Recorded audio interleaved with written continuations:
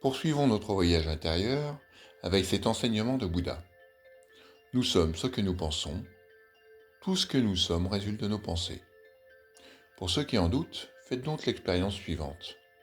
Et imaginez-vous quelques instants ne plus être en capacité de penser.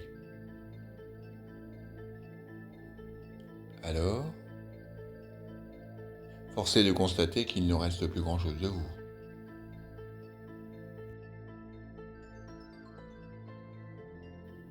Penser, c'est l'ensemble des processus par lesquels l'être humain, au contact de la réalité matérielle et sociale, élabore des concepts, les relie entre eux et acquiert de nouvelles connaissances.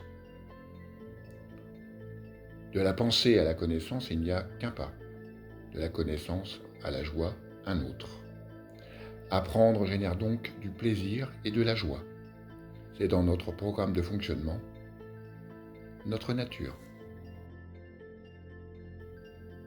Je vous invite également à lire le livre de Neale Donald Walsch, Conversation avec Dieu, où l'auteur précise que tout ce que nous faisons ou disons est en lien avec le souci d'un état d'être, et que quoi qu'on fasse, cet état d'être est toujours en relation avec la joie.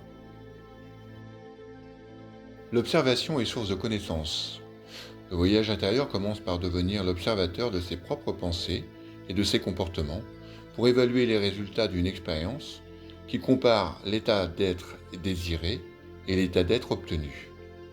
En d'autres termes, nous avons des comportements opérants qui apportent satisfaction et liberté et d'autres inopérants qui conduisent à déception et dépendance.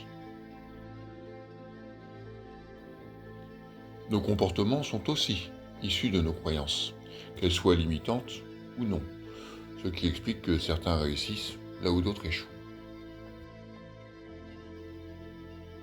Pour terminer cet épisode, je citerai Carl Gustav Jung, médecin psychiatre suisse, père de la psychologie analytique, qui nous enseigne « Qui regarde à l'extérieur rêve, qui regarde à l'intérieur s'éveille ».